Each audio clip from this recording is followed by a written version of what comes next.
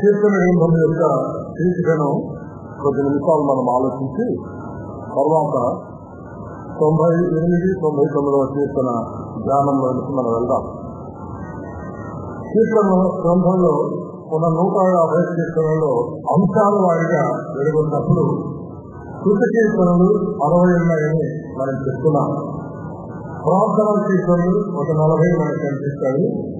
వార్తలా కీర్తనలు ఒక 15 కనిపిస్తాయి. నిశ్చయాలు చూసిన కీర్తనలు ఒక 15 కనిపిస్తాయి. ఆ తర్వాత రారాజు వాద్యపాలు వచ్చిన కీర్తనలు ఒక 8 కనిపిస్తాయి. ఈరోజు మనం చదువుకున్న 2 కీర్తనలు కూడా రాజుగా రాజ్యపాలన చేసిన కీర్తనగా మనం చూస్తా ఉన్నాం. కృష్ణులు నీతిమంతులు అనే కీర్తనలు 8 మనకు కనిపిస్తున్నాయి. ఆ తర్వాత పరిశుద్ధ గ్రంథానికి వచ్చిన కీర్తనలు 4. ఈ విధంగా మొత్తం 150 కీర్తనలు అంశంలో బట్టి విభజించాలనుకున్నాం. కానీ కీర్తన పైన ఉన్న శీర్షికను బట్టి విభజించినప్పుడు 150, 77కి కీర్తన అనే పైన శీర్షికలో కనిపిస్తుంది. గీతము లేదా గానం అని 15కి కనిపిస్తుంది. దైవ ధ్యానం అని 13 కీర్తనల శీర్షికలో మనం చూస్తాం. అనుపద గీతమని 6 కీర్తనలకు, అలాంటి శీర్షికలు ఏమి లేని 35 కీర్తనలు ఉన్నాయి. కనుక శీర్షికలో వాడబడిన దాన్ని బట్టి అది వేరుగా వ్రాసలో ఆటబట్టి మనం చూసినప్పుడు దావీదు గారు ఖచ్చితంగా వ్రాసారు అని 73 కీర్తనలు మనం చూడగలం. అదే సమయంలో 13 కీర్తనలు కూడా కొత్త నిబంధనలో కానీ ఇతర లేఖన భాగంలో కానీ దావీదు ఎలాగో తెలుసుకున్నాడు అనే కారణాన ఇంకో 3 కూడా ఆయనే వ్రాసారని, మొత్తం 76 కీర్తనలు కొత్తగా ఆయన వ్రాసారని చెప్పగలం. కోర కుమారుడు 12, ఆసాఫ్ గారు 12 కుమారులు 12 కీర్తనలు వ్రాస్తారు. సొలొమోను గారు 2 కీర్తనలు వ్రాస్తారు. మోషే 1, యెహోవా యోతాను 1. కీర్తనలో శీర్షికలో వ్రాసిన వారి పేర్లు ఎగిరి 46 కీర్తనలు ఉన్నాయి. కానీ ఇవన్నీ కూడా దావీదు గారు వ్రాసారని మనము చూడగలం. ఈరోజు మనం చదువుకున్న 98, 99 కూడా దావీదు గారే వ్రాసారు అనడానికి మనకు ఆధారం కనిపిస్తుంది. కొద్ది నిమిషాలు ఆవిష్కారాలు కూడా మనము చూడగలం.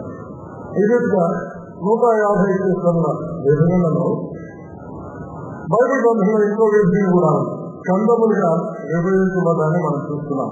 మొదటి 45 కీర్తనలు ప్రథమ స్కందం అని, అందులో ఇన్సూరెన్స్ గా 39 కీర్తనల పైన శీర్షికలో దావీదు రాశారని, 1-2 కీర్తనల పైన అలా లేకపోయినా దావీదు గారే రాశారని మనం నమ్మవచ్చు.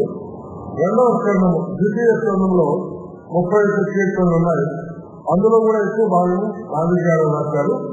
72 కీర్తనల పైన శీర్షికలో సొలొమోను రాసినది ఉన్న సొలొమోను గారు రాజయ్య సందర్భంలో రాయన కీర్తన కాబట్టి రాజుగా చేయబడ్డది దావీదు గారికి బట్టే ఉన్నాయి.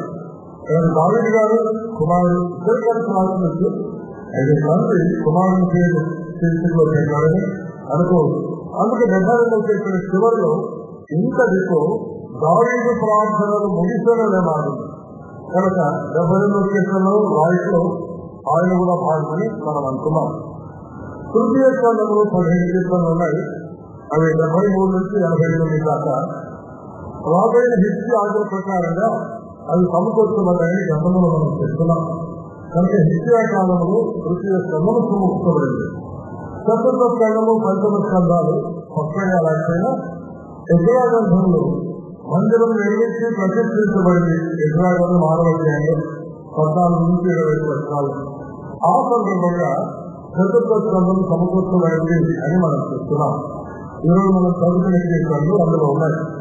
పంచమ స్కందము నెహెమ్యా కాలంలో యెరూషలేము పట్టణ ప్రాకారం కట్టబడి ప్రతిష్ఠించబడింది. నెహెమ్యా గ్రంథం 4వ అధ్యాయంలో. తర్వాత 7 అధ్యాయంలో నీతికి మొదలైన ఇశ్రాయేలు చేరి యెహోవాను స్తుతించినారు, దేవుని వాక్యాన్ని ధ్యానిస్తున్నారు. ఆ స్తుతించిన సందర్భంగా పంచమ స్కందం అంటే 105 నుంచి 150 కీర్తనలు వ్రాయబడ్డాయని మనము గతాలలో కూడా చూస్తున్నాం. ఇప్పుడు చతుర్థ స్కందంలో ఎక్కువగా స్తుతించిన అంశాలు ఉన్నాయి. 92, 97, 96, 100, 103 నుంచి 106 కీర్తనలు స్తుతి ఎక్కువగా కనిపిస్తుంది. ప్రార్థన 90వ కీర్తన మూకే రాసిన ప్రార్థన అని బయటలో ఉంది. అలా 101వ కీర్తన కూడా మరి ప్రార్థన కీర్తనగా ఉంది. మెస్సియాగా ఉన్న కీర్తన 99. ఎందుకంటే 99వ కీర్తన మొదటి వచ్చిన మనం చూసినప్పుడు యెహోవా రాజ్యము చేస్తున్నాడు అని మాట.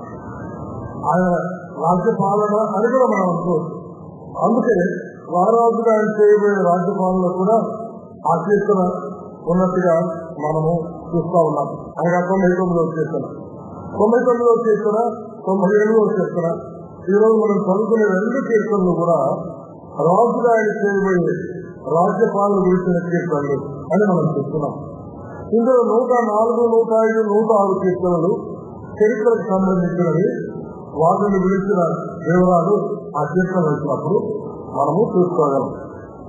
ప్రాముఖ్యంగా 93 నుంచి 98 కీర్తనలు ఒకసారి మనం చూస్తే రాజుగా ఆయన చేసిన రాజ్యపాలన కనిపిస్తుంది. 93వ కీర్తన మొదటి వచనంలో యెహోవా రాజ్యము చేయుచున్నాడు అనే మాట. 94లో ఆ మాట స్పష్టంగా కనిపించకపోయినా 95, 96 కీర్తనలో మళ్ళా కథవచనంలో యెహోవా రాజ్యము చేయుచున్నాడు అన్నమాట కనిపిస్తుంది. ఆ కీర్తన చదువుకున్నప్పుడు 95 మనం ధ్యానించినప్పుడు అందులో దావీదు గారు రాశాడు అని లేకపోయినా దినవృత్తాంతాల గ్రంథంలో మందసమును తీసుకొచ్చినప్పుడు, మందసము ఆయన ఎరుసలేములో చేర్చినప్పుడు వ్రాసిన కీర్తనగా దినవృత్తాంతాల గ్రంథంలో ఈ మాటను మనం చూస్తున్నాం. కనుక చరిత్రలో దావీదు గారు లేకపోయినా ఈ కీర్తన దావీదు గారు రాశారు. 90, 96 కూడా అనుబంధంగా ఉన్నాయని మనం చెప్తున్నాం. అలాగే 97వ కీర్తన పీఠికలు చూడండి, యెహోవా రాజ్యము చేస్తున్నాడు. మళ్ళా 98లో ఆ పదం లేకపోయినా 9వ వచనం భూమికి తీర్చి తీర్చుకుంటే, నీతిని బట్టి లోకంలో తీర్చి తీర్చుకుంటే, న్యాయమును బట్టి తీర్చి తీర్చుకుంటే యెహోవా ఏం చేస్తున్నాడు, తీర్చి తీర్చడానికి వస్తున్నాడు. కనుక ఇది కూడా ఆయన చేయబోయే రాజ్యపాలన గురించి చేస్తున్నాను మనం చూస్తున్నాం. కనుక 93 నుంచి 98 వరకు రాజ్యపాలన కీర్తనలు, మధ్యలో 95 దావీదు గారు రాసినట్టుగా చూశాం. కాబట్టి ఇవన్నీ కూడా దావీదు గారు రాశారని నమ్మడానికి మనకు ఆస్కారం కనిపిస్తుంది. 98, 99 కలిసి ఎందుకు ధ్యానించాలా అనే సమస్య కూడా మనలో బయలుదేరింది. ఈ 2 కీర్తనలు ధ్యానించడానికి ఒక చిన్న సూత్రం మనకు కనిపిస్తుంది. ఏమిటి అంటే 98వ కీర్తన ఇప్పుడే నేను చదివాను. 9వ వచనం భూమికి తీర్చికై నీతిని బట్టి, లోకంలో తీర్చికై న్యాయమును బట్టి, జనములకు తీర్చికై యెహోవా ఏమి చేసి ఉన్నాడు. అది 98వ కీర్తన చివరిలో. 99:1 యెహోవా రాజ్యం చేస్తున్నాడు. కంటిన్యూస్తుంది. ఆయన వచ్చాడు, రాజ్యము చేస్తున్నాడు. అందుకే 2 కూడా ఆయన రాజ్య పాలనకు సంబంధించిన కీర్తనలు ముందే చెప్తున్నారు. కనుక ఈ 2 కీర్తనలు కలిసి ధ్యానించుగా మనకు సహాయకరంగా ఉంటుంది. మన అంశాన్ని కూడా గమనించడానికి మనకు అనుకూలంగా ఉంటుంది. ఈ 2 కీర్తనలు కూడా 9 వచనాలే ఉన్నాయి. ముందుగా చెప్తున్నట్టుగా 2 కీర్తనలు కూడా స్తుతికి చెందినవి. రాజుగా రాజ్యపాలన చేయబోయే రాజుకు లేదా రారాజుకు మనం అనుకోవచ్చు. రారాజుకు చేయవలసిన స్థితి ఈ 2 కీర్తనల వద్దగా మనం చూడాలి. 2 కీర్తనలు 9, 15 వరకు ఉన్నాయి. కానీ మొదటి కీర్తనను 3 భాగాలుగా మనం ఎదుర్కోవచ్చు. 3 వస్తాయిగా చాలా రమ్యంగా కనిపిస్తారు. రెండవ కీర్తన కూడా అట్లాగే చేయొచ్చు. కానీ అయితే ఇంకొక భాగం ఎక్కువగా చేస్తే మనకు కొన్ని కొత్త కనిపిస్తాయి.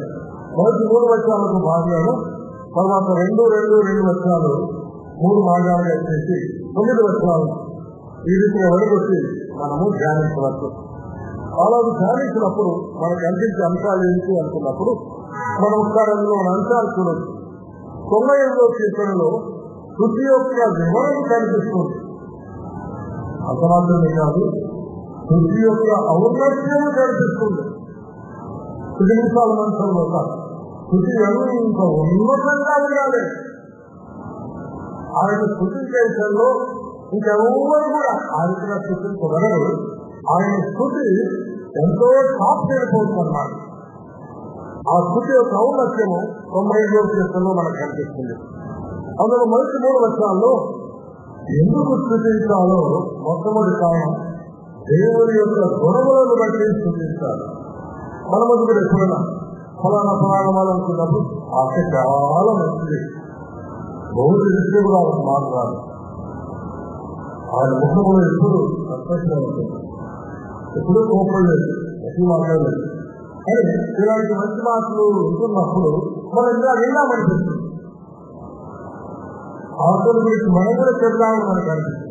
అలాగే ఏ అన్నాన్ని గురించి మరి దేవుని గురించి ఎందుకు అంటే ఆయన గుణగణములు ఏంటో మనం చూస్తాం. ప్రాముఖ్యంగా వైష్ణవులు కాదు, ఎందుకు ఆయన సూచించాలా, ఎందుకు ఆయన గురించి చెప్పాలా, ఎందుకు ఆయన గురించి మనం నోరు కలవాలంటే ఆయన గుణగణాలు అంటే గుణగణాలు బాగా వేసుకోండి. ఆయనతో ఇది ఎందుకు వస్తారని ఆయన ఆదేశాలు ఉన్నాయన్నమాట.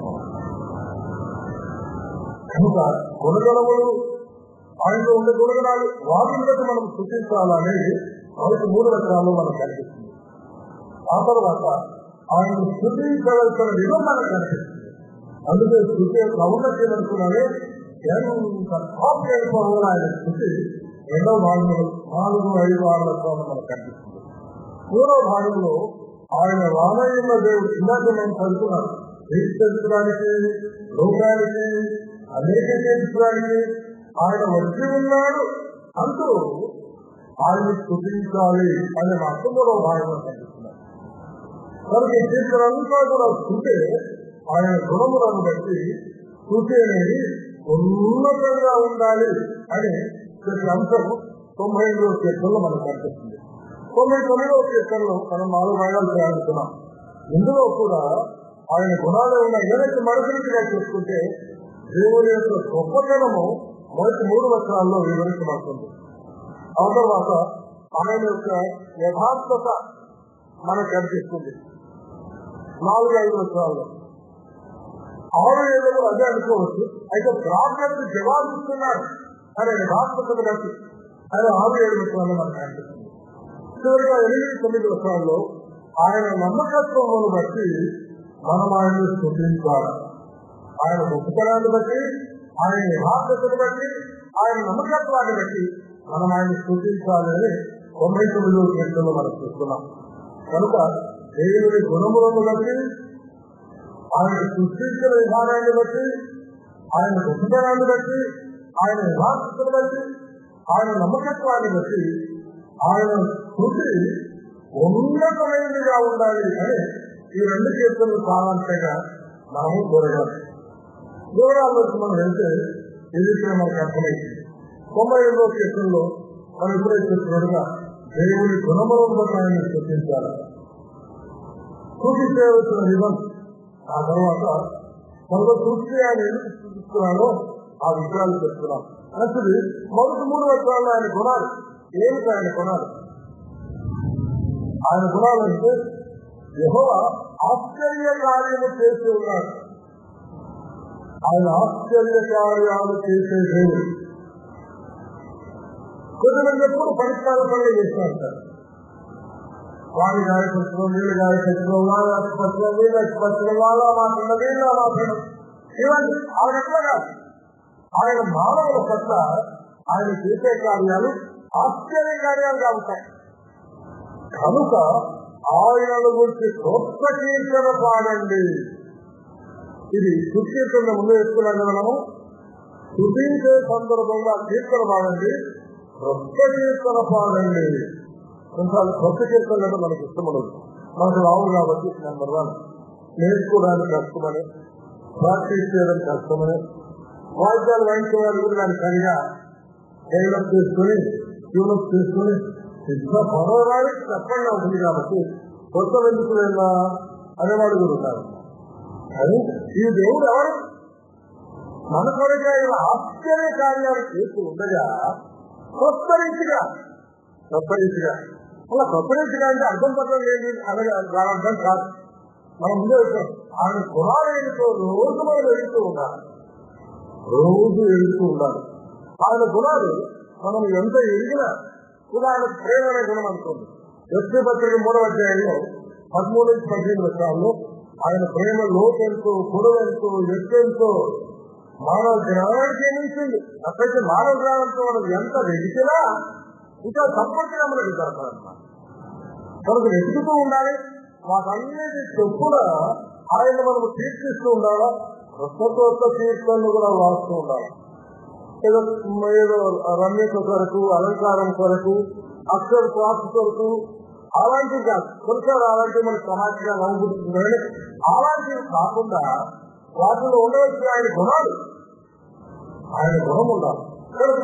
మందిరంలో పాల్గొనే సమయంలో కూడా ప్రాముఖ్యంగా సృష్టించే సమయంలో ఆయన గుణములు కలిగిన కీర్తనలను ఎందుకని మనం ధ్యానించే వాళ్ళగా పాడేవాళ్ళంట. ఆయన గుణములు ఆ కీర్తనలో కనిపించాలి.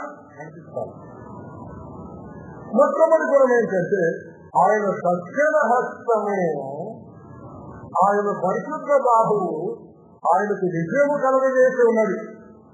ఆయన గురి చేయడానికి విజయం కలిగిస్తున్నాడు. ఆయన బాహువు అంటే రామచంద్ర. ఆయన ఎందుకు విజయుడు? ఆయనలో విశేషమే. లోకములో ఆయన వంటి వాళ్ళు వచ్చిన వాళ్ళు ఉన్నారు కదా. ఆయనలాగా వచ్చిన వాళ్ళు ఉన్నారా? లేదు. అయితే వచ్చారనుకుంటా ఉన్నారు. మరి ఎవరు వచ్చినా వారి దక్షిణ హస్తాలు వారికి విజయాన్ని ఇచ్చినది కాదు. వాళ్ళు ఈ కాలు చేసు, మోసాలు చేసు, ఏమేమో చేసు, అల్లరం కట్టరు, మాటలు చేసు, అట్లా ఒకవేళ కొంచెం విజయాన్ని సంపాదించుకోవచ్చు. తర్వాత వారి బాహువులు కూడా పరిశుద్ధమైనవి కావు. వారందరి జీవితంలో ఏదో ఒక రోజు నిర్మాకాండం 15వ అధ్యాయంలో మనం నిత్యము చెప్తున్న మాట, పరిశుద్ధతను బట్టి నేను ఇక్కడే మహనీయుడు గౌరలేదు, నీవే పరిశుద్ధుడు.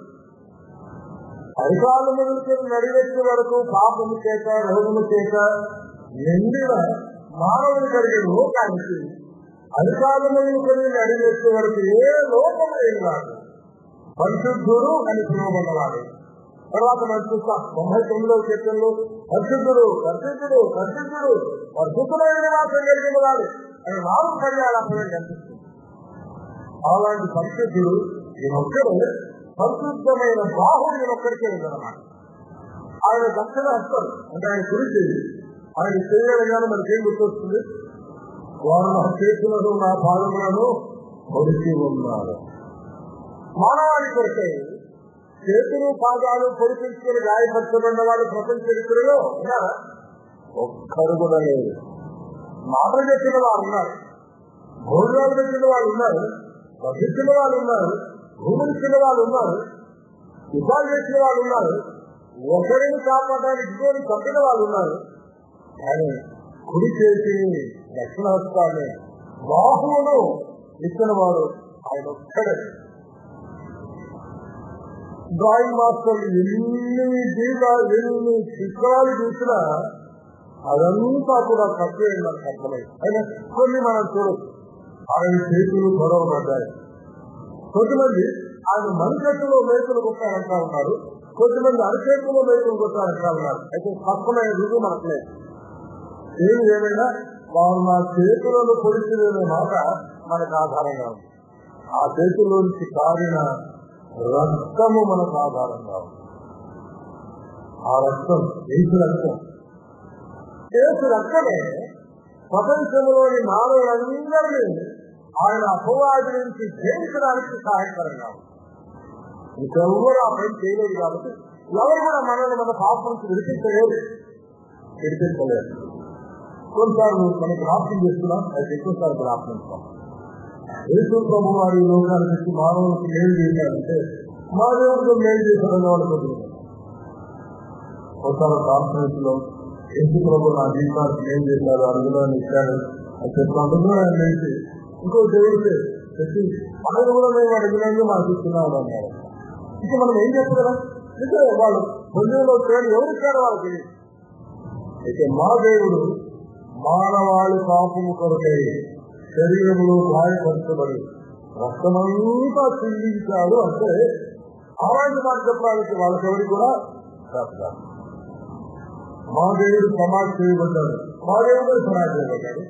నేను మామూలు సమాధి నాకు మహాసమాధి అంటారు, నాకు గోళీ అంటా ఉన్నాను, లేకపోతే మా గంట అంటా ఉన్నాను.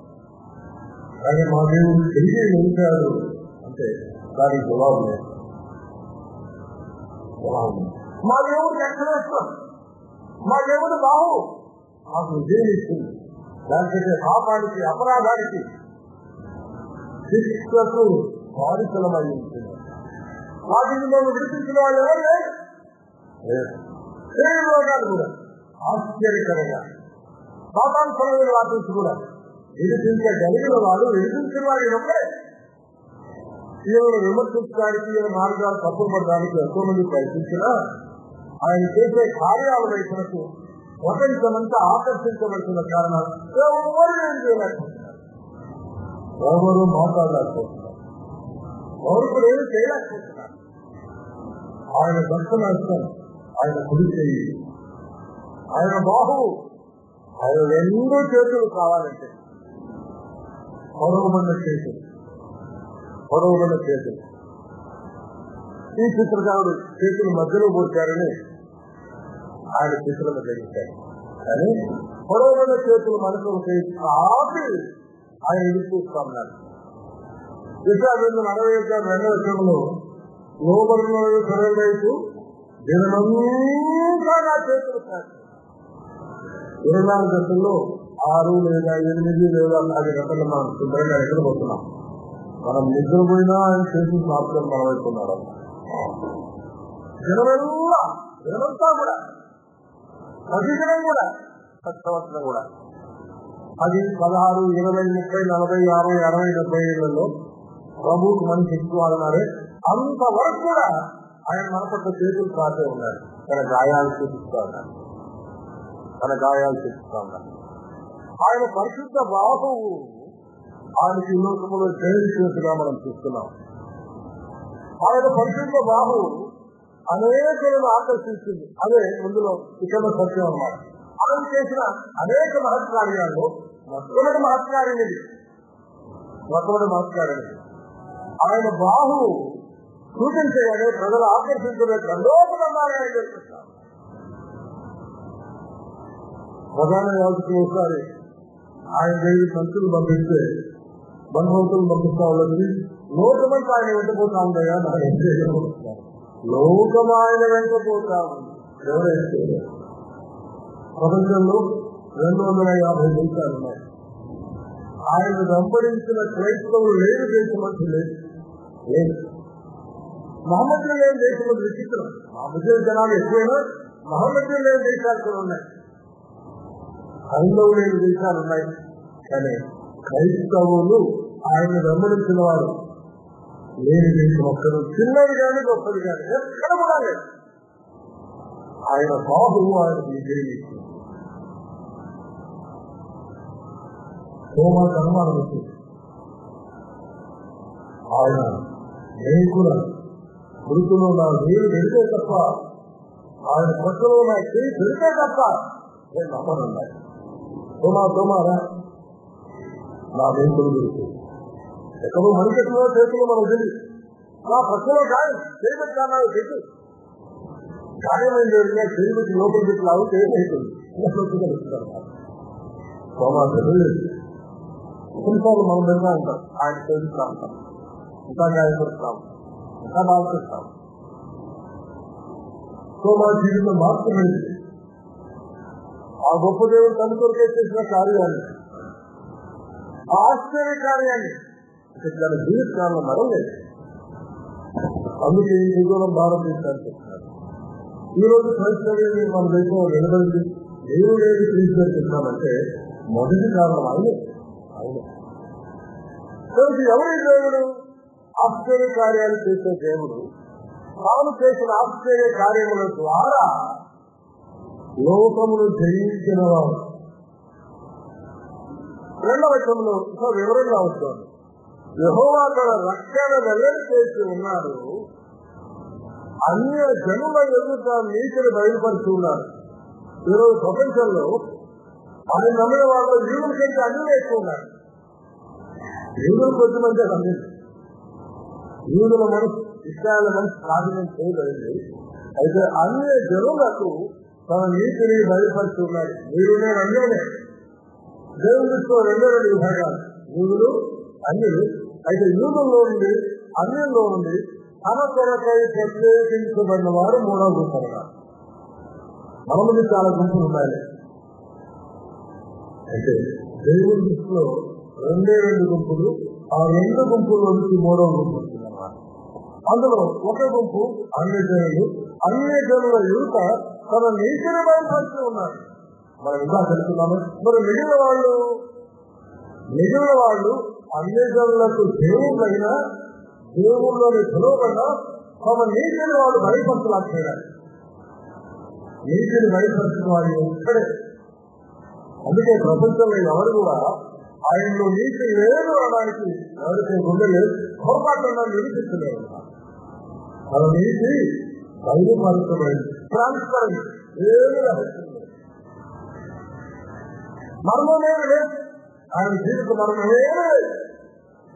జీవితము నీతి బయలుపరచబడింది. నాకు బాబు కూడా చేతులు ఒకసారి నేను చెప్తూ ఇంట్లో తను చేస్తే ఎవరో కొట్టారా తన సభలో చెప్తా ఉన్నాను.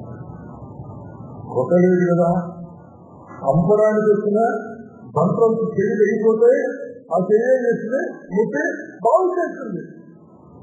మనం ఎంతమందిని చూస్తున్నాము అంటే ఒక పెద్ద చేసి నా చేతిలో ఎంతమంది చూస్తానో అన్నారు. మరి ఒకరిని కొట్టారు. ఆయన పరిశుద్ధ బాహు, ఆయన రక్షణ హస్తం తెలుగు ఎవరి చేతి కొట్టవల్ల సమనంగా వాతావరణం పెంచి వార్తం చేయాలి. ఆయన రక్షణ హస్తము ఆయనకు చేరువచ్చింది. అన్ని జనులు తన నీతిని చూపించాడు, అయిపోతున్నాడు. లోకాన్ని తన నీతిని ట్రాన్స్పరెంట్ గా ముందు పెడితే ఎవరు సాగలేకపోయినాడు. మనం 2వ గుంపు పడుతున్నామే, అన్యులు 2వ గుంపు ఇస్రాయేలు 3వ వచనంలో ఆరంభించబడతా ఉంది.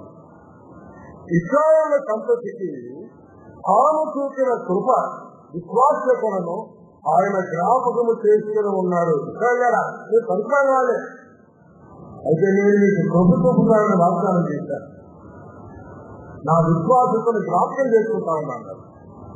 కనుక అన్యుల్లో నుంచి ఇది ఇస్రాయేల్లో నుంచి ఆయన తన నీతిని కృపను విశ్వాసకును బయలుపరిచి జ్ఞాపకం చేసుకోగా ఒక 3వ గుంపు తయారైనాడు. భూమిగంత నివాసులు అందరూ మన దేవుడు కలిగిన రక్షణలో రక్షించుకున్నవారంటారు. అటు అన్నిలో నుంచి యూదుల్లో నుంచి భూమిగంత వాసులు అందరూ కూడా నాకు అనుకున్నారే 250 దేశాల్లో ఉన్న వాళ్ళు అందరూ కూడా దేవుడు కలుగు దేవుడు రక్షణను చూసి కనుక ఆయన చేసిన కార్యం అన్నింటిలో మీకు ఆశ్చర్యకార్యం ఎంత గొప్ప చెప్తున్నారు. ఆయన చేసిన ఆశ్చర్య కార్యంలో మొట్టమొదటి గొప్పది అంటే ఇదేనమాట. నిరుగారా చేయగా చేశారు, దయాలు వచ్చే వాళ్ళ దయాలు పోగొట్టారు. 12 ఏళ్ల రక్తస్రావం స్త్రీ వైద్యులు చేసే బయలులో ఇబ్బంది పడిందంట. దేవుడు మనం పరిష్కరించారు. ఆస్పత్రి పోయినామా, హైదరాబాద్ పోయినాము, మా దేవుడు తీసుకొస్తున్నా వాళ్ళు ఏం చెప్తారు చేసినాము, ఎంత కట్టమని నాకు పెడతాను. మన తొందరంతా వేరుపరుస్తుంది, అంతా అయిపోయింది.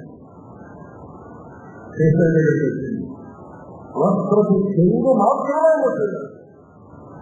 ఆయన ప్రభావం కలిగిన దేవుడు, ఆశ్చర్యకార్యం చేశాడు. ఆయన ఒళ్ళంతా బాగుంటుంది. దయాలు పెట్టి వాళ్ళు దయాలు పోతారన్నారు. ఆయన చెదరైన దేశాన్ని చెప్పినప్పుడు గదరాయ దేశంలో దయ్యం కలిగేవాడు, సంఖ్య వేసి ఇనుప సంఖ్యలు తెచ్చుకునేవాడు. ఇంట్లో ఉండేవాడు కాదు, ఒంటి బట్టలేసి చించేసుకునేవాడు.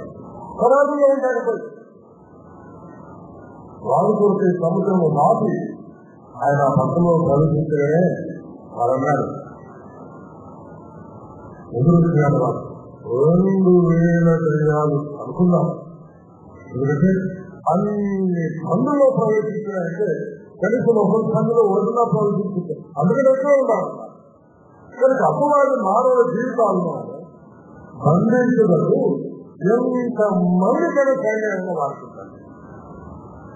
ఏ వాడుతున్నారు, ఎవరు ఏ వాడు చేయలేదు. ఆయన ఒక్కడే బాగుంటారు కనుక ఆ ఒక్కడే ఆశ్చర్యకారాలు చేస్తారా? అది అన్నింటినీ చేస్తాడు, ఇస్రాయేలు చేస్తాడు, భూమిగంత నివాసులకు అలా లక్ష్యాలను చూపిస్తారు. అది ఆయన శ్రేష్టమైన గుణం. ఎంత మంచి గుణం వస్తుంది.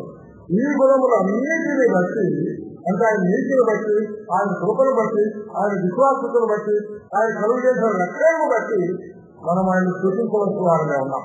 అది మొదటి 3 లక్షలు అన్నమాట. తర్వాత 4, 5, 6 లక్షల్లో స్థుతి చేయవలసిన విధము చెప్పబడింది. సర్వభూజనులారా యెహోవాను బట్టి ఉత్సహించండి. మనం మన స్థితిలో మొట్టమొదటిగా ఉత్సాహం ఉండాలి. కీర్తనలు బాగానే ఉన్నాయి కానీ కొన్నిసార్లు తగ్గిన వాళ్ళ దగ్గర బాగా కీర్తనలు ఉంటాయి. స్థితిలో ఆలాంటి ఉండకూడదు, ఉత్సాహం ఉండాలి. సరసాలు మనం ఉత్సాహగానం అని మాట మనం చూస్తాం. ఇక్కడ ఉన్నది ఉత్సాహం మాత్రమే కాదు, ప్రతి ఉత్సాహం కొన్నిసార్లు ఒడిగి వెళ్తూ ఉంటుంది అన్నమాట. ముఖ్యంగా ఇన్స్ట్రుమెంట్స్ వాయించే వాళ్ళు కాళ్ళు, చేతులు, కళ్ళు, కళ్ళు అన్ని ఊసేస్తూ ఉంటారు. మంచిగా అనుకోవచ్చు కానీ అయితే వాళ్ళు క్రమంలో ఉంచుకోవాలి. అదే డామినేట్ కాకూడదు. యెహోవాను బట్టి ఉద్దేశాలు మిగిలిన బట్టి కాదు, మనం రాగాన్ని బట్టి కాలాన్ని బట్టి కాదు. యెహోవా చేసిన ఆ గొప్ప కార్యాన్ని బట్టి మనలో ఉత్సాహం రావాలి. రెండవది ఆర్భాటముతో చేయాలంట. సంతోషగానం కూడా పక్క వాళ్ళు కూడా వినబడుతుంటారు. మనం పాట పాడితే సూచించడా కొంచెం పక్క వాళ్ళు కూడా వినబడదు. ఎన్నో సమయాల్లో సైలెంట్ గా మెల్లగా మాట్లాడవచ్చు మాకు నిజమే కానీ, అయితే ఆయన సూచించే విషయంలో ఇక్కడ వాడు మన పైనుంచి ఆర్భాటముగా సంతోషగానం చేయమన్నాడు. ఎన్నో శ్రమలు ఆలోచిస్తే కన్నీరు వస్తుంది కానీ అయితే సూచించే సమయంలో కన్నీరుతో ఉన్న సంతోషంగా మనం గానం చేయాలి. ఉత్సాహం ఉండాలా, ఆర్భాటం ఉండాలా, సంతోషం ఉండాలా, గానము కూడా ఉండాలా.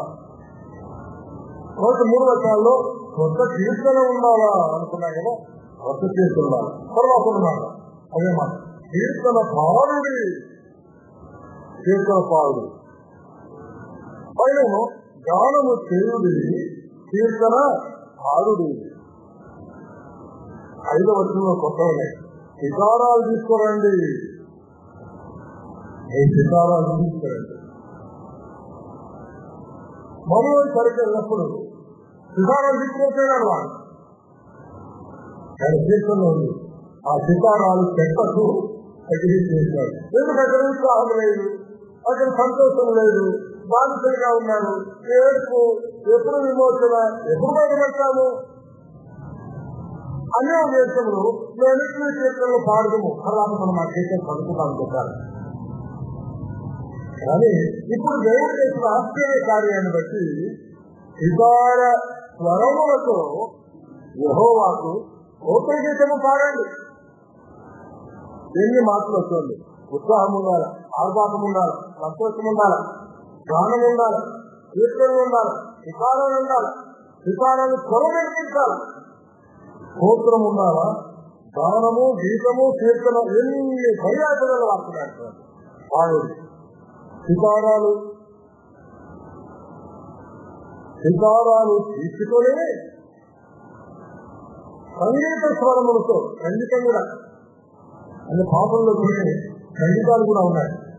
అందుకే కొనసాగి పత్రికలోని ఎస్టీ పత్రికలోని కీర్తనలతోనూ సంగీతములతోనూ ఆత్మ సంబంధమైన అధ్యయములతోనూ అనే మాట్లాడాలన్నమాట. అన్ని ఆత్మీయమే. కీర్తనలు, సంగీతాలు అది సిస్టమాటిక్ మ్యూజిక్ జరిగింది అన్నమాట. ప్రతి కీర్తనకు సిస్టమాటిక్ మ్యూజిక్ ఉండకపోవచ్చు, కానీ సంగీతములకు సిస్టమాటిక్ మ్యూజిక్ ఉంటుందన్నమాట. కొంత సంగీత స్వరాలు కూడా ఉండాలి. గానము చేయుడి కనుక అందుకే మాట్లాడితే స్థుతి చేయవలసిన విధము అని పేరు తెస్తున్నాం. అంతేకాదు కావాల్సింది ఏంటంటే దూరం తీసుకున్నాండి, కంప్లీట్ తీసుకురండి. ఇంకా ఏమిటి? కొమ్ముల నాదం, కొమ్ములతో ఆ రోజుల్లో కొమ్ము బృందంగా ఉండేది. కొమ్ములు తీసుకురండి, రాజైన యెహోవా సన్నిధిని సంతోష ధ్వని చేయండి. 4, 5, 6 వచనాల్లో నిదానంగా మనం చూస్తే మనము చేస్తున్న స్థితి విధానానికి అసలు స్థితి విధానానికి ఎంత పోలిక ఉందో మనం అర్థం చేసుకోవచ్చు. ఒకవేళ వచనాలు వరుసగా చదివిస్తే మనకేం అర్థం కాదు, కానీ ఒక్కొక్క పదాన్ని ప్రత్యేకంగా చేస్తే దేవుడి పాడుడి పాడుడి దేవుడి దేవుడి విన్నాడు, పాడుడి దేవుడి పాడేదేమో నోటితో, చేసేది చేసేదానికి కాల్చగా కనుక ప్రభు అయిన ఈ గొప్ప దేవుడు మన పట్ల చేసినటువంటి ఆయన ఆశ్చర్యకారుగా మన మనసులో ఉన్నప్పుడు పాడాలా చేయాలి, పాడాలి చేయాలి, దీన్ని గుర్తుంచుకోవాలి. ఉత్సాహం ఉండాలి, ఆనుభాగం ఉండాలి, సంతోషం ఉండాలి, స్వరం ఎత్తాలి, స్తోత్ర గీతాలు పాడాలి, గిటారాలు తీసుకుని రావాలి, సంగీత స్వరములు వినిపించాలి, గానము ఉండాలి, ఊరలు ఉండాలి, కొమ్ముల రాగాలు కూడా ఉండాలి. వీటన్నిటి ద్వారా యెహోవా సన్నిధిలో సంతోషధ్వని చేయండి. ఒక చిన్న పిక్చర్ తీశారు, అందులో మనం చూస్తే ఎన్ని బోర్లు చూడండి. ఎరుసలేము దేవాలయ సందర్భంగా బలి అర్పించడానికి పశువులు తీసుకొస్తున్నారు, బలియార్పణ చేస్తా ఉన్నారు. ఎన్ని బోర్లలో బోర్లు బోర్లు బోర్లు, డిఫరెంట్ కైండ్స్ ఆఫ్ ఇన్స్ట్రుమెంట్స్. ఇది గెలక్టాపెండ్ టింబ్రల్, గెలక్టాపెండ్ పట్టడం, తర్వాత కొమ్ములు, ఇవి డిఫరెంట్ మరొక రకమైన వాయిద్యాలు, అనేక రకములైన వాయిద్యాలు. వీళ్ళు నడిపించేవాడు కూడా ఒక సింగల్ పట్టుకున్నాడు, వెలుగుడు పట్టుకున్నాడు. అనగా టైం కొరకు అన్నమాట. కొంచెం చేతి ఇస్తూ ఉంటాడు కూడా. కేవలం మనం ఆలోచించినప్పుడు 4, 5, 6 వచనాలు అన్నమాట. మళ్ళీ ఆ మాటలను పైన రాశాను. వికారాస్వరాలు తీసుకోండి, సంగీత స్వరాలతో గానం చేయండి, ఘోరం తీసుకురండి, కుమ్మరాజాలు తీసుకురండి, యెహోవా సన్నిధిని సంతోష ధ్వని చేయండి. కనుక బోరలు ఉన్నాయి, చాలా మంది బోరలు ఉన్నాయి, పంజర్లు ఉన్నాయి, ఇవి కూడా డిఫరెంట్ కైండ్స్ ఆఫ్ ఇన్స్ట్రుమెంట్స్. వీటన్నిటి ద్వారా వారు చేసిన సంతోషనాదం, సంగీత స్వరాల గానం, సంతోష ధ్వని, స్తోత్ర గీతాలు మనం ఈ భాగంలో చూస్తా ఉన్నాం. కనుక కృషి యొక్క ఔన్నత్యము అని అందుకే గీతం మనం పేరు చేస్తున్నాం. దేవుని కొరకై మనము స్తోత్ర గీతం పాడేటప్పుడు, సంగీతాలు పాడేటప్పుడు, సంగీత ధ్వని చేసేటప్పుడు మరి చేయుడి పాడుడి అనే పదాలు మనము ముందే చూస్తున్నాం. 4, 5 వర్షాల్లో పాడుడి పాడుడి పాడుడి అనేది చేయుడి చేయుడి చేయుడని కనుక పాడాలా చేయాలా. ఈ విషయంలో మనం దీన్ని వివరంగా ధ్యానించుకుంటే ఇంకా అనేక విషయాలు మనం బయటపడతాయి. సరే, మనం ముందుకు వెళ్ళిపోదాం. 9 వచనాల్లో ఆయన రాకడ ముందే మనం 9వ వచనం చదువుతున్నప్పుడు కూడా తీర్చడానికి మనం వస్తున్నారు అని మనం వస్తున్నాం. ఆయన వచ్చే దేవుడు. ఆయన వచ్చే సమయంలో లేదా వచ్చిన తర్వాత ఏమి జరుగుతుంది? సముద్రము దాని సంపూర్ణతయు ఘోషించుగాక. సముద్రము ఘోషిస్తుందంట, సముద్రము ఘోషిస్తుంది. 147వ కీర్తనలో సముద్ర ఘోష కూడా స్థుతి అని చెప్పలేదు. అగాధ జలములు నేను స్థుతించుగాక, ఆకాశ జలములు స్థుతి చేయుగాక, కొండలు గుట్టలు ఆయన స్థుతించుగాక అని మాట మనకు కనిపిస్తుంది. కనుక సముద్రము స్థుతిస్తుంది, దానికి మాత్రమే. కానీ సముద్రము యొక్క ఘోషనే అది స్థుతి అంటారు. మనకు అర్థం కావాలి, దేవుడికి అర్థం కావాలి.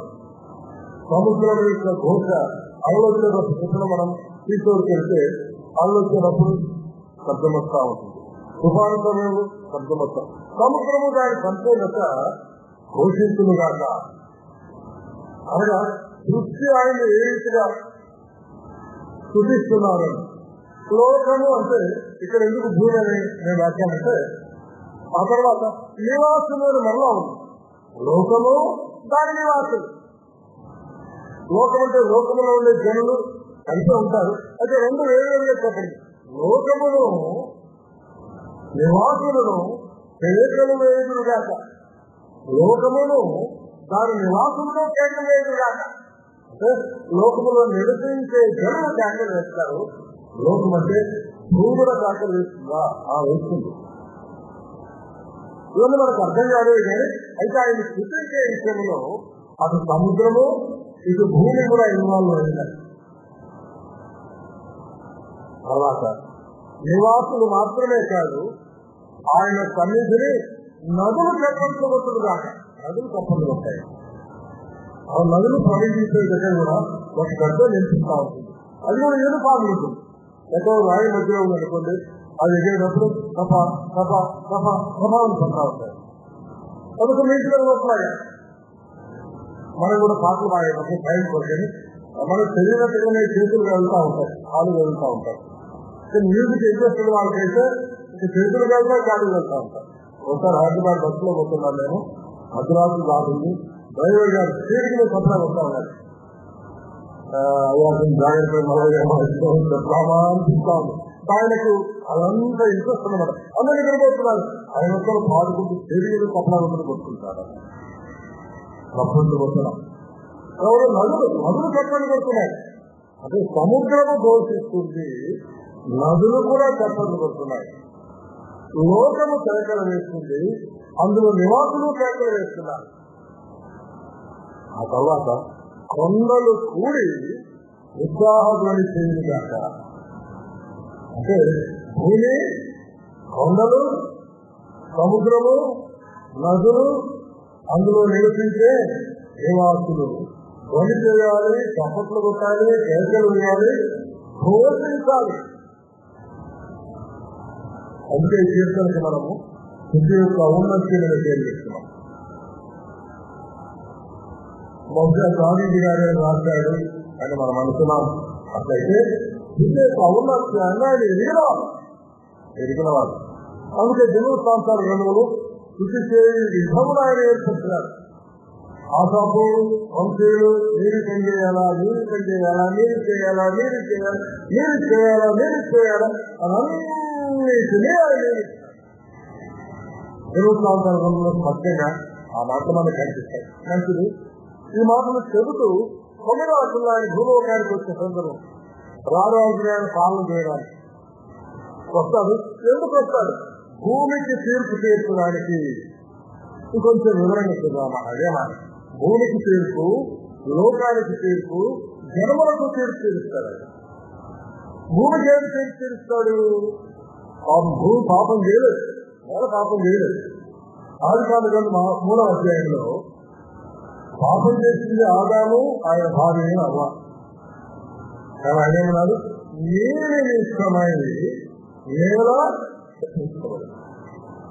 నీ నిమిత్తమై నిన్ను చెప్పిస్తారా, కానీ నేను ఎట్లా చెప్పించగలను నిన్ను అన్నారు. నీ నిమిత్తమై నేలని చెప్పిస్తానన్నారు. నేలని చెప్పిస్తాను. ఇందులో దేవుడి ప్రేమ మనకు కనిపిస్తుంది. మరి దేవుడు అన్యాయస్తుడా అని మనకు కాదు కాదు. ఆయన భూమిని గురించి నమ్మకోసమే భూమిని అనుమతిస్తున్నాడు. భూమిని అన్వయ కనుక నరులను ఆయన శపించకుండా ఆయన నరులకు ఇచ్చిన భూమిని శపించాడు, నేలను శపించాడు. ఆ భూమికి తీర్పు అంటే ఆయన విషయం చేస్తాడు. ఆ భూమిని శాపం నుంచి విడిపిస్తాడు. అందుకే రోమా 8 మనం పడుతున్నాం. దేవుని పిల్లలు పొందబో మహిళలను శాస్త్రం పొందడానికి భూమి కూడా ఎదురు చూస్తూ ఉంది. తాను కూడా విమోచించబడతాడు, ఎదురు చూస్తూ ఎప్పుడు రావాలని ఆయన వస్తాడు, ఎప్పుడు ఆయన వస్తాడు, ఎప్పుడు మమ్మల్ని విమోచిస్తాడు. పంచభూతాలు మహాదేవులతో అయినా ఎదురైపోతాయి.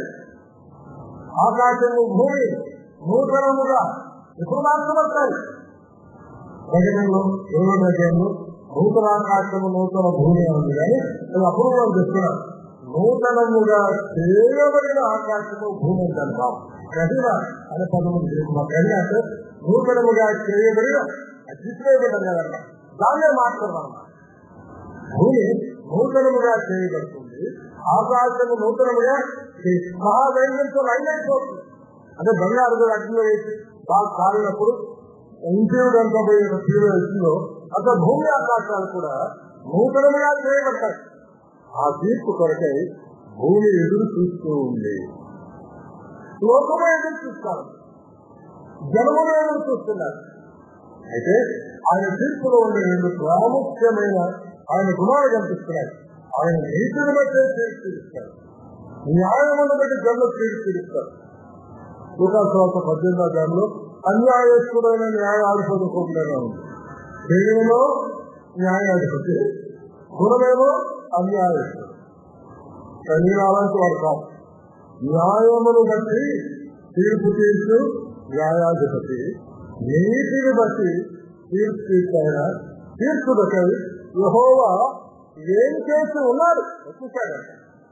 మనకి ఇక్కడ ప్రవచన కీర్తన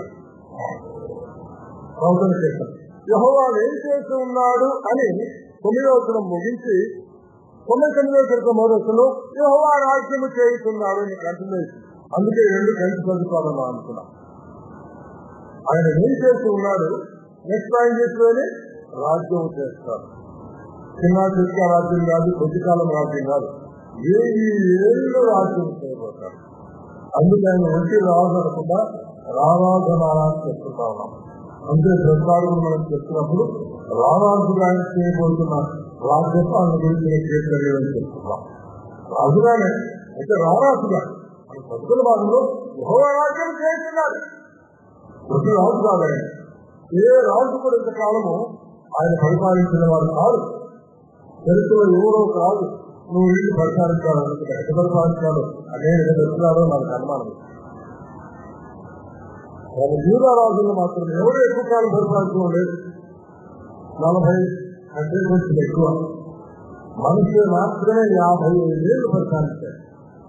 పెద్దవాడైనా లాంగ్ రోడ్ ఇచ్చారు, లాంగ్ రోడ్ ఇచ్చారు. అట్లా మారుకుంటారేమో విద్యాకు మారేమని అంటారు. మారు మొదలే కొంతమందికి లాంగ్ రోడ్ ఇచ్చిన మాట తెలిసే కానీ యూదా రోజుల్లో అందరికంటే పరిపాలించాలి 55 ఏళ్ళు మాత్రమే. కానీ యూదా గోత్రంలో పుట్టిన వాడై 7 ఏళ్ళు పరిపాలన చేయబోతాడు. ఆ తర్వాత నిత్య పరిపాలన కూడా ఆయనే చేస్తారు.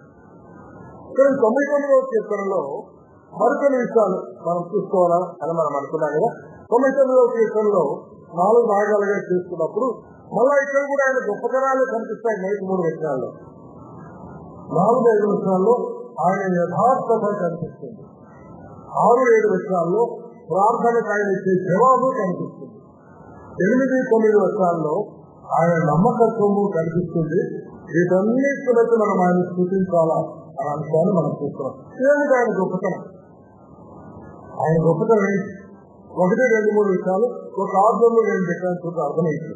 ఆయన గొప్పవాడైనా గొప్పవాడే. ఎందుకు? చెరువుల మీద ఆశీనుడై ఉన్నాడు. చెరువుల మీద ఆశీనుడై ఉన్నాడు. చెరువుల మీద ఆశీనుడై ఏప్రిల్ మొదటి అధ్యాయంలోను 9-10 అధ్యాయంలోను 4 చెరువులు ఆయన మోస్తూ ఉన్నట్టుగా దర్శనంలో వేస్తే చూశారు.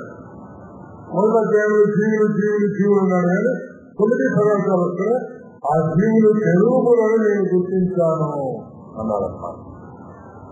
ఆయన చెరువుల మీద ఆశీనుడైనారు. చెరువులు అంటే మహాదూతలు, ఆయన మోసే వాళ్ళు మహాదూతలు, ఆయన కూర్చున్నది మహాదూతల మీద, ఆయన ఆశీనుడు మహాదూతల మీద. అయితే గొప్పవాడైనా గొప్పవాడు. చాలా సార్లు ఎప్పుడు మీటింగ్ అయినప్పుడు ప్రభుత్వంలో డిఫరెంట్ కైండ్స్ ఆఫ్ షేర్ చేస్తున్నారు. అవకాశం ఒక షేర్ లో కూడా చూస్తున్నారంటే నెక్స్ట్ డే ప్రస్తుతం అదే ఉంటుందన్నమాట. అదే ఉంటుంది. షేర్ మీద చేతులు రాస్తున్నారన్నమాట. ముందే ఉండాలా, ఎంత ఉండాలా, ఏ షేర్లో ఉండాలి, ఎట్లా ఉండాలా. ఆఫీసులో కూడా క్యాబినెట్లు బట్టి ఆసనాలు డిఫరెంట్ గా ఉంటాయి. మరి ఈ ఆసనం ఏంటంటే చెరువుల మీద ఆశీర్వైన వాడు ఎంత గొప్పవాడో, ఎంత గొప్పవాడో. రెండవదిగా సియోనులో యెహోవా మహోన్నతుడు, ఉన్నతుడైన వాడు, మహా ఉన్నతుడైన వాడు. మూడో గొప్పతనం జనములన్నిటిపైన ఆయన ఎత్తైన వాడు. నాలుగో గొప్పతనం భయంకరమైన మాట ఉంది, నేను దాన్ని నమ్మడం వచ్చలేదు. అయితే గొప్పనామం కలిగిన వాడు, గొప్పనామం కలిగిన వాడు. భయంకరుడు భయపెట్టాడని కాదన్నమాట. గొప్పతనమే బైబిల్లో చెప్పే సమయంలో భయంకరుడు అనే మాటతో వాడతారన్నమాట. గొప్పనామం కలిగిన వాడు. ఐదవది ఆయన పరిశుద్ధుడు, ఆయన పరిశుద్ధుడు. నేను ముందే అన్నాను, ఈ కీర్తనలో 3 పర్యాయములు ఆయన పరిశుద్ధుడైన మాట ఉంది. 3వ వచనంలో ఇప్పుడు వస్తారండి. 5వ వచనంలో ఆయన పరిశుద్ధుడు అనే మాట మనం చూస్తాం. 5వ వచనము చివరిలో ఆయన పరిశుద్ధుడు. మన 9వ వచనంలో మన దేవుడైన యెహోవా పరిశుద్ధుడు. ఒకే అధ్యాయంలో 3 సార్లు పరిశుద్ధుడు పరిశుద్ధుడు పరిశుద్ధుడు అని ఉన్న కీర్తన ఉంటాయి. అందుకే ఇంగ్లీష్లో మనం పాల్గొంటారు కదా, lord god holy holy holy అన్నారు సార్. నిజానికి ఆ కీర్తన యెషయా గ్రంథం 6వ అధ్యాయం మీద, ప్రకటన గ్రంథంలో 4వ అధ్యాయంలో చెరువులు, యెషయా 6లో శరాపులు ఆయన పరిశుద్ధుడు పరిశుద్ధుడు పరిశుద్ధుడు అని కీర్తించడానికి గురించిన మాట నిజమే. అయితే ఒకే అధ్యాయంలో ఆయన 3 సార్లు పరిశుద్ధుడు అని చెప్పిన మాట ఈ కీర్తనలో మాత్రమే మనకు కనిపిస్తుంది. ఒకవేళ పరిశుద్ధుడు పరిశుద్ధుడు పరిశుద్ధి మనం అనుకోవచ్చు, ప్రియంగా ప్రియక దేవుడు పరిశుద్ధ అంటే తండ్రి దేవుడు పరిశుద్ధుడు, కుమారుని దేవుడు పరిశుద్ధుడు, పరిశుద్ధ ఆత్మ కూడా పరిశుద్ధుడు. అయితే విచిత్రం అవుతాను నేను. అందుకని బైబిల్లో ఆయన పరిశుద్ధుడు అనే పదాలు ఎక్కడ ఉన్నాయి? బాగున్నాయి. అంటే కొన్నిటి ఒక 7-8 ఈ రాష్ట్రంలో మీకు చూపిద్దామని అనుకుంటా ఉన్నాను. నిర్గమాకాండం 15వ అధ్యాయంలో ఇందాక చెప్తున్నాను, యెహోవా వేల్పుల్లో నీ వంటి వాడెవడు, పరిశుద్ధతలో నీవు మహనీయుడివి. ఇందాక 3 వచనాల్లో ఆయన గొప్పజనములలో ఈ మాట కూడా మనం చూస్తాం. నీ మంచివాడు లేడు, ఆయన మంచివాడే లేడు, ఆయన మహనీయుడు. లేవియాకాండంలో 29లో నిమ్మును పరిశుద్ధపరుస్తు యెహోవా అవును నేను పరిశుద్ధుడు. దీన్ని విమర్శగా చేసుకుంటే నేను పరిశుద్ధుడనని నిమ్మును పరిశుద్ధపరుస్తా ఉన్నారు. ఎంత విచిత్రం అవుతుంది. ఒక ధనవంతుడు అందరినీ ధనవంతులుగా చేయడు. ఇంకా అందరినీ లాక్కుందామని వాళ్ళు అట్లాగే ఉండాలనుకుంటా ఉంటారు. ఈయన కూడా మనకి కాదు, ఈయన పరిశుద్ధుడు, అందరినీ కూడా పరిశుద్ధులుగా చేసేవాడంటే ఈయన పరిశుద్ధత ఎంత ఔన్నత్యమైందో మనం చూడగలుగుతున్నాం. ఆ తర్వాత 99వ కీర్తన మనకు చెప్తున్నాయి. 3వ వచనము 5వ వచనము 9వ వచనము ఒకే కీర్తనలో 3 సార్లు మనకు కనిపిస్తుంది. యెషయా 6:3లో కూడా వారి సైన్యములకు అధిపతి యెహోవా పరిశుద్ధుడు పరిశుద్ధుడు పరిశుద్ధుడు. పరిశుద్ధుడే కానీ ఆయన సైన్యములకు అధిపతి. ఎంత గొప్పగా పెట్టారు. ఆ తర్వాత యెషయాలోనే 40వ అధ్యాయం 20వ వచనంలో నీవు ఇతరితో సమానుడవని మీరు నన్నెవరితో సాటివాడిగా చేస్తారు. అంటే ఈయనకు సమానులు లేరు, ఈయనకు సాటివారు లేదు. అంతటి పరిశుద్ధుడు, అసమానుడైన పరిశుద్ధుడు, సాటివారు లేనంతటి పరిశుద్ధుడు. ఉదాహరణకు ఒక ఆఫీసర్ పేరు ఉంటుంది, అటువంటి డిజిటేషన్ కలిగిన వాళ్ళు డజన్లు కలుగుతారు. కానీ ఈయన పరిశుద్ధుడు, ఈయన అసమానమైన పరిశుద్ధుడు, ఈయన పరిశుద్ధుడు సాధులైన పరిశుద్ధుడు. ఇంగ్లీష్ లో కొన్నిసార్లు విలీజ్ అనే మాట వాడుతూ ఉంటాను. విలీజ్ ఆయన మాత్రమే, ఇంకెవరు కాదన్నమాట. 57లో కూడా మహాజనుడు, మహోన్నతుడు, పరిశుద్ధుడు, నిత్యనివాసి, నిత్యం ఉండేవారు. ఎంత ఔన్నత్యం వస్తున్నాయన్నో. ఇంకా కొత్త నిబంధనలకు లేదా అందులో ఇంకా పడుకున్న వినయము కలిగిన ప్రాణాన్ని ఉజ్జింపజేసేవాడు, నలుగురు వారి ప్రాణాన్ని ఉజ్జింపజేసేవాడు, వినయము కలిగిన వారి యొక్క నివసించేవాడు, దీన మనసు కలిగిన వారి దగ్గర ఇంత గొప్పోడు దీనిలోకి నివాసం చేస్తాడా? చేస్తా ఉన్నారు. దీనుల దగ్గర నివసించడానికి ఇష్టపడేవారు. కొత్త నిబంధనలకు వస్తే 3వ అధ్యాయంలో ఎరుసలేము దేవాలయానికి పేతురు యోహాను ఎత్తి వెళ్తున్నప్పుడు శృంగారం అనే ద్వారం దగ్గర పుట్టింది మొదలుకొని కుంటివాడు ఉన్నప్పుడు వాడిని బాగు చేసిన తర్వాత ఆ సందర్భంగా పేతురు మాట్లాడుతూ 14 వచనంలో మీరు పరిశుద్ధుడు నీతిమంతుడు, ఎవరు పరిశుద్ధుడు నీతిమంతుడు, నేను నిరాకరించిన వాడు, తర్వాత వచనంలో నేను చంపిన వాడు, అందులో కంటిలో తిరిగి వేసిన వాడు. కలిగిన పరిశుద్ధతకు ఎన్ని అంశాలున్నాయో చూడండి.